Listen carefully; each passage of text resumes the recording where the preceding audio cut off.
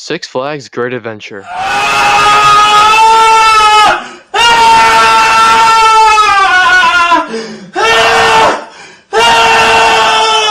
so if you're somehow unaware, Six Flags Great Adventure removed King the Ka, the world's tallest roller coaster, last year.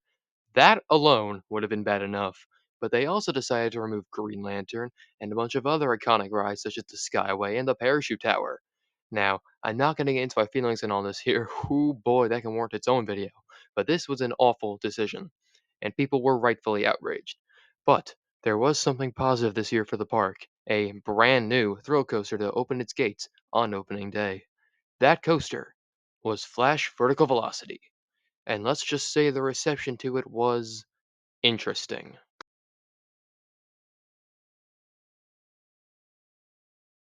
Over the course of this turbulent year for Great Adventure, Flash Vertical Velocity has served as this defining figure of sorts for the park.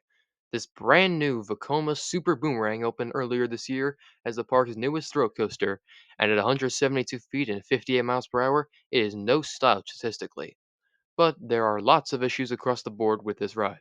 Some are its fault, some aren't.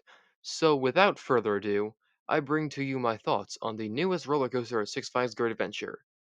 For now. Flash serves as the park's new front gate coaster. It's parallel to the entrance and midway and the closest coaster to the entrance. Basically Great Adventure's gatekeeper, except not at all. Nevertheless, it does still make an impression, mainly because of how frickin' weird it looks. Yeah, if you couldn't tell by now, Flash is a very unusual looking coaster. That stall, the corkscrew, the giant tower holding the spikes, it's very unorthodox. It also rides very weird too, but I'll get into that. The path to it is to the right beside that turnaround thing and leads you right to the plaza. Now, one of the good things this ride has done is how it has completely revitalized this part of Great Adventure. Like, in years past, I almost never went to Movie Town unless I wanted to do Batman or Dark Knight, and this particular stretch over here used to be kind of a dead zone. Yeah, there's Justice League, but there's really nothing else down there besides Cyborg. Yet another removed ride. But now with Flash, there is a true marquee attraction down here. Movie Town is actually now my favorite part of the park. Although, the plaza for this ride just looks okay. It feels like it's missing something. Maybe a statue or something, I don't know. But the visual of this wonky, weird looking coaster just right there in front of you looks great. And speaking of looking great, this sign. Genuinely a very good sign. Unfortunately, though, that's where this ride having good presentation ends. This is one ugly queue line. Unthemed switchbacks, tons of gravel, a few billboards thrown around, and a queue house that's frankly an eyesore. I thought that parks would be getting the Cedar Fair level of theming after the merger. I'm not saying it should have Rapterra theming, but something like Georgia Gold Rusher would have been great. At least they made that queue look good. This is flat out awful. And you're gonna be stuck in that queue for a long time. I'll dive into it more later, but this ride does get stupid long lines. So yeah, you'll be looking at this for a good bit.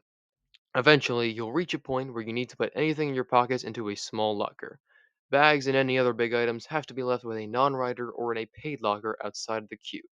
These lockers are thankfully free. You get a card from an attendant, scan it at a kiosk, and a locker opens. Just remember to bring your card with you. Overall, I like this system, but I feel like they should have moved the lockers a bit further back into the queue. There's likely needs another half hour at least or so after those lockers, so it can be a good while without your phone and stuff. El Toro has the exact same system, but the lockers are right before the station. Oh well, this is still better than Jersey Devil's empty your fucking pocket system. Anyways, you're now in the ugly queue house, and after a long time, usually, you get to your station. Again, no theming, but at least it's stylized, I guess. I don't know, I'm just looking for any semi good thematic elements. So now you're in the station and are awaited with these phenomenal trains. They're utterly gorgeous, and the seats and restraints are very comfy. I'm not the biggest fan of S restraints, but this thing kinda needs them. Vacoma Vest restraints are pretty good anyway, so who cares? There's also onboard audio. Will it work? Maybe. Probably not. It usually doesn't. The operations are very good on this ride, actually. These ops are hustling out there. And so now it is time for your ride after likely an hour wait. You start with a forwards launch that, while not very fast, is pretty punchy. You fall backwards into the station, and a backwards launch takes you into a spike. This is probably my favorite part of the ride. The launch speeds you up a lot, and the spike is very good. Every row gets good weightlessness, but the back row is easily the best. You get a great view and feel really high up there. You descend the spike into your third launch, propelling you into the weirdest part of the ride, the stalled element, as RCDB calls it. This is why the ride kinda needs those vests. The hang time is just crazy. It leaves you dangling there for like 6 seconds, which doesn't sound like a long time, but when you're hanging upside down, it really is. Kinda like when you're doing a plank. You twist out of it and then hit a boost. Yet another weird part of the ride is these unnatural speed changes because of these boosts. Due to how large the elements are, and that it's a shuttle coaster, it needs these boosts to complete the layout. They also make for a cool silver return sequence if the train valleys. After that boost, you rise into a double up and twist downwards. Both hills have solid airtime in all rows, and the second has great whip towards the back. That twist is also the only real turn on the ride, weirdly enough. You rise into another boost and then into a corkscrew, the second inversion, as well as the final inversion. This is probably the most disappointing part of the ride. I was expecting it to be very whippy going forwards, but it's kind of just not. It is a bit floaty, but it's just kind of mid. After that is your second spike, which you only really feel in the front. The back barely goes up it. You then do the entire layout in reverse. The corkscrew is actually now pretty whippy in the front, and you're gaining speed too, making it much better going backwards. You go through that boost and rise up the turnaround again. That transition of the turnaround is probably the most intense part of the ride, actually. Flash isn't really the most forceful ride, like many other modern Vacomas, but that moment is actually pretty forceful. Now you enter the double down, which again has solid airtime. Hit the boost again and go into your stall. The hang time remains just as good, and you plunge down into your brakes, ending your ride. Overall, the layout's great. Fun launches, one great spike, good airtime, and an absolutely wicked stall. It's not that short of a ride either. It's a decent duration.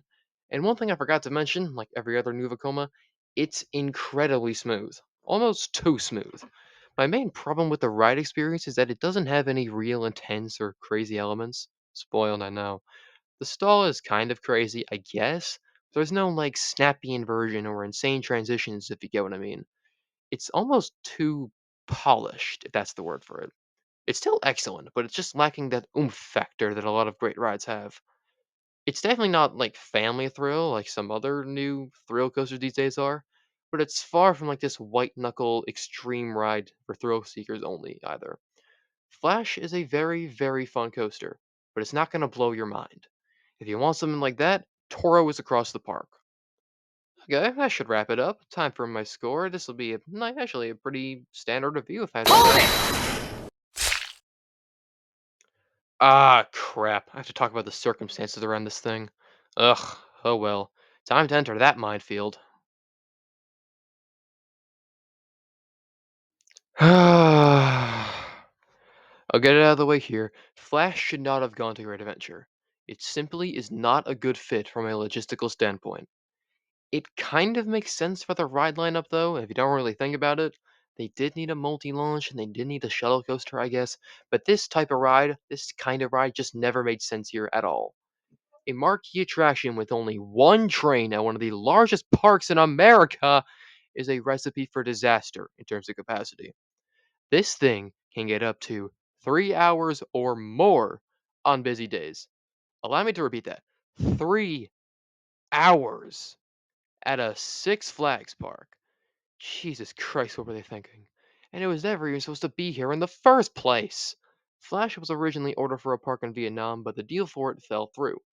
Great Adventure, realizing that they should probably get a big new ride for their 50th anniversary, scooped it up, threw an IP on, and made it their new for 2024 coaster. Reception to the announcement was mixed. People were happy that a modern Vekoma thrill coaster was finally going to the US after years of waiting, but there were valid concerns over the capacity and its fit in the park. I mean, everyone knew this was going to be a last minute thing and it was a capacity nightmare. It was quite obvious. However, it was a new thrill coaster at Great Adventure nonetheless, and people were excited for this new for 2024 coaster. Except it never opened in 2024. Construction started very late and progressed very slowly, mainly due to the last minute plans, but hope remained that it would open late in the year. Then they announced it would be delayed. People were upset, but the ride delays happen all the time. Hell, Jersey Devil, the coaster before Flash, was delayed by a year as well, albeit for much different reasons. Then Zimmerman ruined everything. Suddenly, after all of that, Flash was now seen as something else entirely to some. Some saw it as Kaz's replacement, even, which is just flat out stupid. This was never meant to be that. But its role did become different. Instead of it opening as a supporting thrill coaster for the 50th anniversary, it became a blockbuster new attraction to draw visitors in after, that happening. So it opened with the park in March, and the reception was complicated. Most enthusiasts agreed on one major point about this ride. It's good, but why the fuck is it here?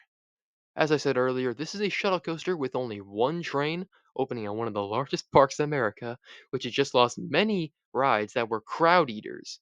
It was destined to have catastrophically bad queue times. This kind of coaster would make so much more sense at a smaller park in a chain or elsewhere.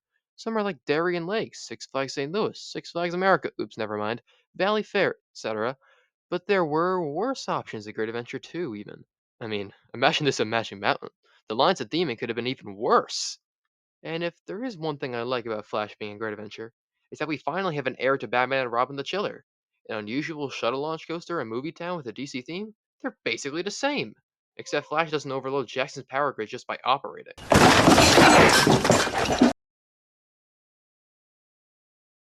So, anyways, after my disjointed ramblings that I call a review, what do I think of Flash Vertical Velocity? As a coaster, it's very good. The elements are great, it's glass smooth, and it's some of the truly elite hang time. Overall, though, there are just too many outside factors that take away from the ride experience. From the also capacity, to the constantly long lines, to the hard excuse it calls theming, the ride has plenty of issues. Add on the fact it really shouldn't be here, and you truly have an enigma of a roller coaster. So, for its final score, I give it a 7.5 out of 10. The ride itself is very good, it's a strong layout, and is very smooth. But it doesn't have anything that will take your breath away, except for maybe that stall if you kind of don't really expect hang time. I don't know. I just simply can't look past the capacity and trim complete afterthought they call theming, because those are genuinely bad. But don't let anyone tell you this is a bad ride because of the circumstances around it. It's a really fun coaster. Probably my fourth favorite in the park behind Toro, Devil, and Nitro. Foreshadowing. Excellent ride, not so excellent circumstances. And always remember, Hail to the king, baby.